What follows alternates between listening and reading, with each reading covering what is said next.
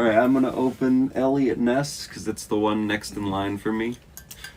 I have tried this, but I don't remember what it tastes like. Elliot Ness was the guy who caught Scarface, like Al Capone. Yeah.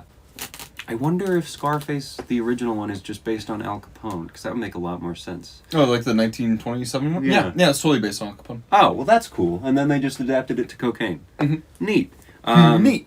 My favorite Al Capone movie is The Untouchables. That's really taking it back to Sean Connery, James Bond. Wasn't he in there? Was he in that? He might be. Yeah, he gets shot at the end, doesn't he? That would make sense. I think Kevin Costner is Elliot Ness. I'm trying to remember who Sean Connery is. Oh, it's also a Brian De Palma movie. Oh, well. Just like Scarface. Really Kevin Costner, Sean Connery, yep. Robert De Niro as Al Capone. Who the hell is Billy Drago? He looks cool. Drago! Yeah, no, he's pretty much just famous for that.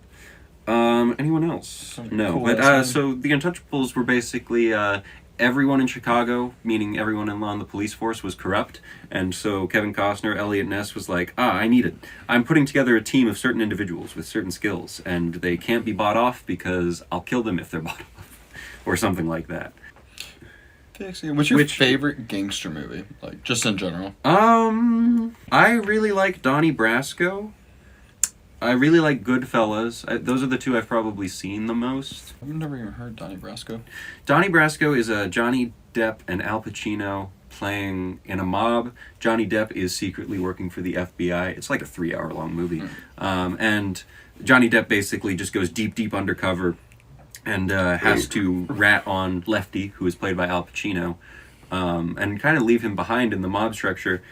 And it's a really sad movie because he's just like, I don't want to betray this guy. He's done so much for me. I've met his family. Like, to the point, Al Pacino's character is disappointed in his kid, and he's like, I wish I had a kid like you, Donnie. And it's like, oh, Jesus, that would, being undercover, it wouldn't be fun. But so he gets a lot of pushback from, I think it's like a congressperson or a CIA guy who's a Mormon, who's like not giving him the support he needs as an undercover person. He gets told to like stop being undercover, but he just keeps going until he successfully gets them arrested or something.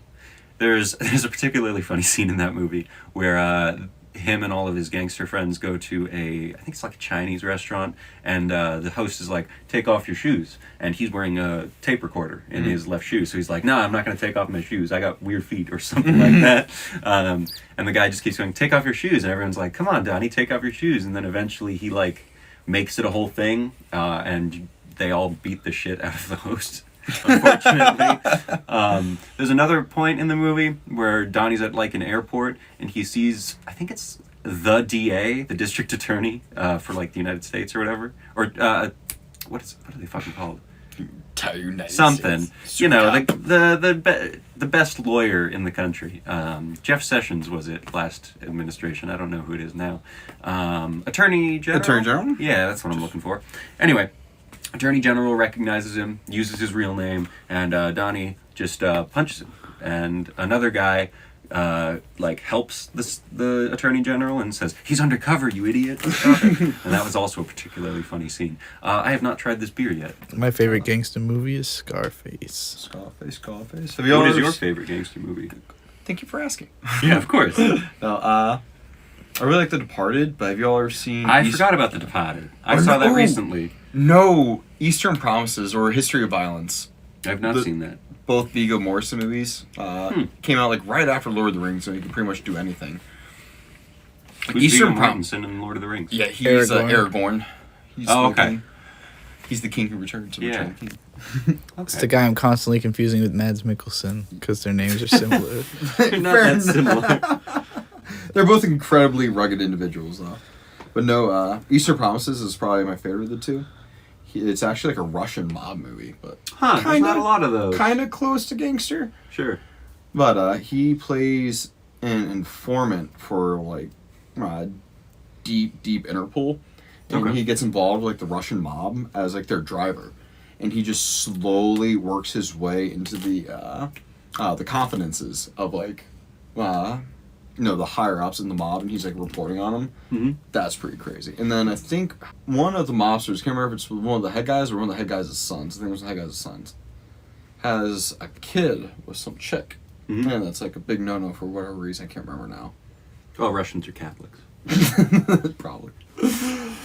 But I actually don't know enough about Russian culture to dispute that, so maybe. I know they're largely Catholic. They've got their own Orthodox. Yeah, the Russian Catholic Church or Russian Orthodox Church. Something like Russian Orthodox, I believe. Maybe Eastern Orthodox. I think it's Russian Orthodox, though. I'm just a guy drinking a beer on camera. I don't mean to offend anyone. Did you see the movie The Imitation Game? I have seen The Imitation Game. I like that movie a lot. I love that movie. But at the end, though, when it's like, hey, we know where all the attacks are going to be. If we show we know where all the attacks are going to be, we play our own hand. Yeah, they're going to know. It's like, so we have to let some people die.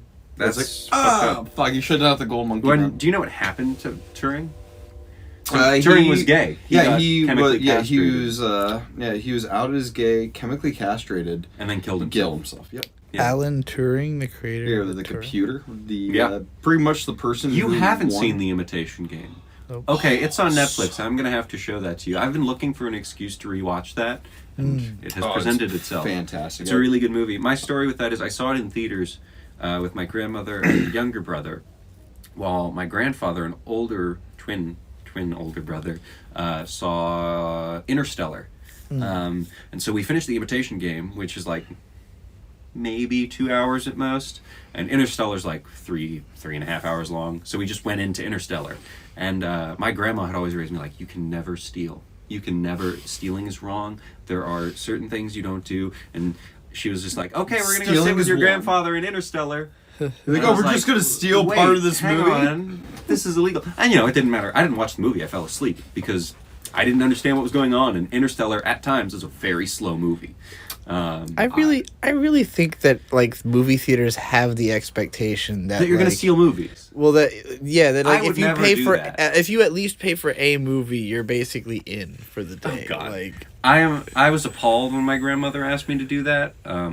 If I'm going to go see multiple movies in a movie theater, I'm just going to buy the tickets. Movie theaters are a dying industry, and I really like being able to go to a place with a huge screen to see the thing. So I'd rather support them in any way I can. And I used to like not buy concessions at movie theaters, but it's like, where else are you going to get really shitty popcorn with as much fake butter as you want? And that's pretty cool. If movie theaters start offering real butter, I'll really start going to movie theaters again. It was Virginia Beach, I think. Yorktown. It was Yorktown. We were visiting Yorktown to pick up an arcade monitor, and we went to see Clerks 3, which was really good. We stopped at a movie theater. I think it was a Regal or an AMC. I think it was an AMC. Anyway, we stopped at the movie theater, and they sold tall boys there, and I was like, cool. I've never been to a movie theater that sold beer. That's fun. And so I asked for a tall boy, and he rung it up, and the tall boy, it was a Voodoo Ranger, was $13. And at first I was like, sorry. No, absolutely not. No, you're right. No, this is the reaction. I was like, I can't. Caught the vomit before it came out. Oh my God. I can't buy this. That's gross. And then I thought, I'm not going to make this teenager see me flinch. I'm going to get this. I'm going to buy two. No, I didn't buy two. Beer that's $4 at Wawa. I know, right? Not even. I'm not going to let this 17-year-old establish dominance. The problem was, like, we had gone up, asked for the stuff we wanted. It was just two chicks, probably high school age, not old enough to sell us alcohol is the point. And I was like, let me get this beer. And they spent, like, a minute doing this motion at the guy. Like, just doing this. Hey. Trying to get the guy who can sell guy, beer. Hey, come. This guy wants to buy beer. And this is how you get everyone. And it was like, Jesus Christ. Just throw something at him. No. These kids today and their lack of work ethic, it's just appalling. I can't believe that there are people who don't want a job except I can't believe it. Fire me. No, I don't know. Movies have to sell stuff at a premium, so I don't mind buying snacks and occasionally alcohol at them so that they can stay in business. I think Dave got a beer and a nachos there. He did. Yeah, he did. And he gravenly on your mortgage. He did. Yeah, he gravenly was like, "Whatever, $22. I'm hungry, bitch. I gotta see this movie." Clerks 2 or 3 was really good. It was though. really, really good. I liked it more than Clerks 2 by a lot. I've never seen 2 or 3 actually. I saw the first Clerks. I actually watched that. You have to see 2 before you see 3 because it sets builds up a off of character. it. But I would There we say go. that Is that Rosario Dawson's character? It is, yes. Yes. Okay, I saw her in the Clerks 3 preview. I love Rosario Yeah. Dawson. spoiler alert. Don't spoil it. Don't spoil. I love her. Don't get attached to her. God damn it! Okay. She's in Clerks 3. I should say, don't but- expect a lot of her in Clerks Yeah, that's 3. fair. Because she's in Clerks 3. A fair amount. Shit. Are there any... Have you seen Hellraiser? The original, yes. Have you seen Hellraiser 2? No, just the original.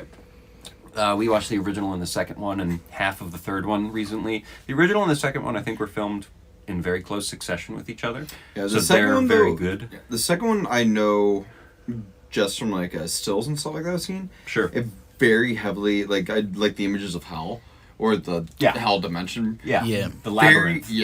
very heavily MC Escher inspired. Oh, yeah. Yeah, like the very first still frame, it's like, oh, that's Escher. Did you know there's a new Hellraiser out? Yeah. I'm I did. really I have excited to not see that. seen it. I have not heard any reviews. All my favorite YouTube reviewers have put up videos. I just haven't gotten around to watching it yet. From what I've seen, and I hadn't watched any videos, I just looked it up to see, is it good? I want it to be good. It looks good. It looks really good.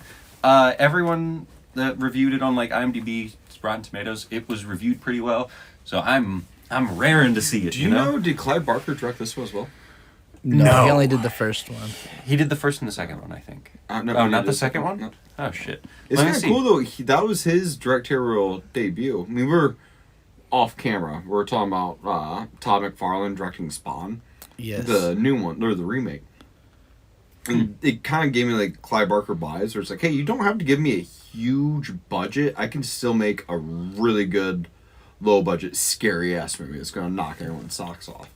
This is my material. No one knows it better than me because Barker, of course, wrote the original. Right. The Hellbound Heart. Yep. He is a producer. I don't know how involved that means he was. The comics for Hellraiser are really fun. I got to see... I think it's probably also Image, just like Spawn.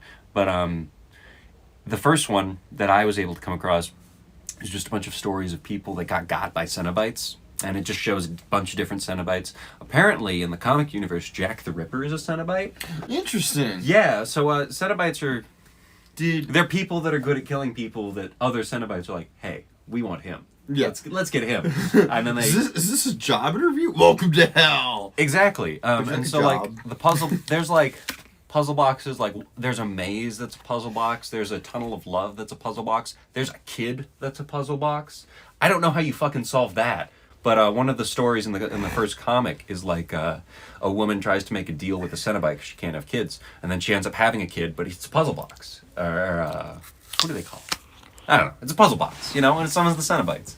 And that's scary to even think about. Have you ever read anything else by Barker? Were the comics He written by him? did Candyman, didn't he? Yeah. I have not read anything else by him, but the idea of Candyman is just kind of terrifying. Hook, bees... Bloody Mary. He's way worse than Bloody Mary because you also summon him in a mirror, I think. I haven't seen or read Candyman, so I don't know how true this is. But just the idea of Hook and bees, God, fucking terrifying. I don't like any of those things as a way to go out. Yeah, exactly. You could have a man made of bees or you could have a hook and they would just be, I don't want to have bees or a hook. I don't like any of that. Hooks get eyes, Scary stuff.